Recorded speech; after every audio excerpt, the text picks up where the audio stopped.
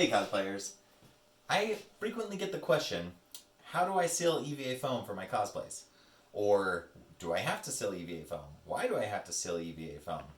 If you've asked these questions, you're in the right place. We're going to go through the basics of sealing EVA foam. Alright, if you haven't yet, make sure to subscribe, hit that bell notification so that you get notified whenever we come out with these quick tip clip videos so that you can be at the top of your game. If you have ever asked the question, why do I need to seal my EVA foam, or do I even have to seal EVA foam? Go ahead and add the word seal in the comments below. That'll let me know if we're on track and if you've had the same question that I've heard from many other people as well.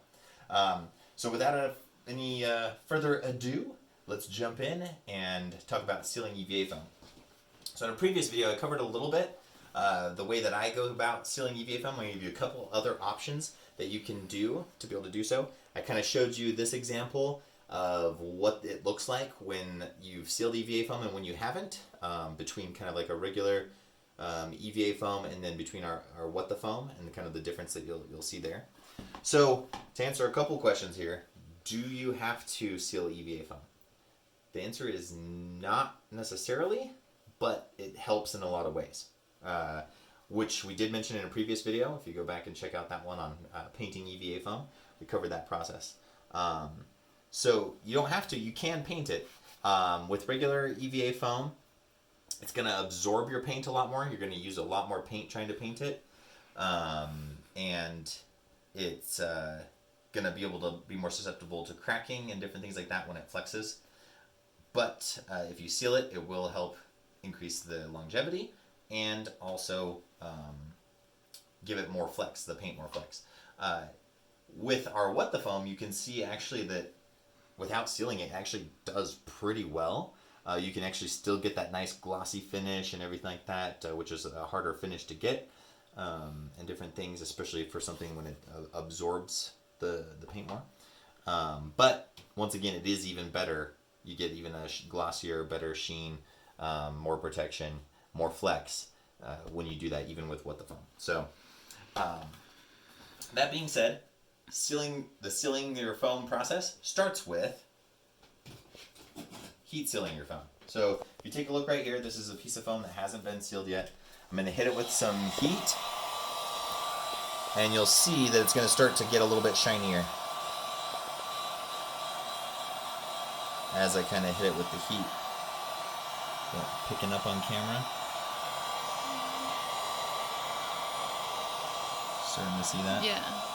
So this is a piece of our So what you the can foam. see the difference here and here. Yeah, so if you look right there versus right here, you can start to see that. And what's happening there is the surface is, the cells are closing together, and it's becoming a little bit shinier because they're all kind of closing together and becoming a little bit tighter, smoother surface. And so one difference that you're going to get with what the foam, it has a lot smoother surface than what you get from like a regular EVA foam, and especially once you heat seal it, it's going to be extremely smooth. Just a little bit more plasticky almost. Yeah, it has a higher plastic content, and just kind of a higher density and durability to it.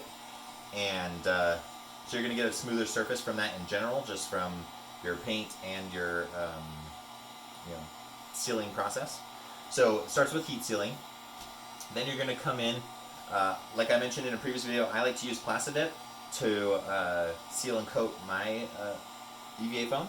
But there are many people that, there we go. There are many people that will use other things like creature cast. You can also use like a Mod Podge and just do a coating of that. Just spread it on with a brush. Kind of self-levels a little bit. Sometimes you will end up with brush strokes with that. So it depends on the look you're going for. If you're wanting a harder finish, you can do things like a PVA glue, like a wood glue type of coating. That'll give you a harder shell surface rather than something that's flexible like you'd get from Plastidip or a creature cast kind of thing. So your medium of choice, Plastidip's easy to get. You can get it in a rattle can, sprays on. I'll have a video in the future on how to get your Plastidip to spray really nice and smooth and nice even smooth spray, and we'll cover that in a future video. But Plastidip is my recommendation. and you put that down, and then you've got your foam sealed. So that's going to give you better flexibility, better way to paint. Your paint's going to grab to it really well, and the foam's not going to absorb the paint that you are putting on it and cause you to have to use more than you need to, right? So hopefully that answered some of those questions for you as to, do I need to seal? The answer is not technically. You can get away with not doing it, but it's better if you do. And especially at least doing the heat sealing if you are going to paint it without sealing it with like Plastidip or things. And then how to seal your foam starts with the heat sealing, and then you go into Plastidip. Hopefully that helped you guys. If you know someone that this video would also help, please share it with them. If you like this, give it a like. If you didn't, go ahead and give it a thumbs down. But hopefully you give it a thumbs up, and make sure to subscribe. Hit that bell notification so you get notified of all of our quick tip clip videos when they come out, so that you can hopefully see your question answered when you tell us in the comments below what's your greatest challenge that you face when you're cosplaying. And if you haven't already, go ahead and throw that down in there, and we'll catch you in the next video. Cosplay on, my friends. See ya.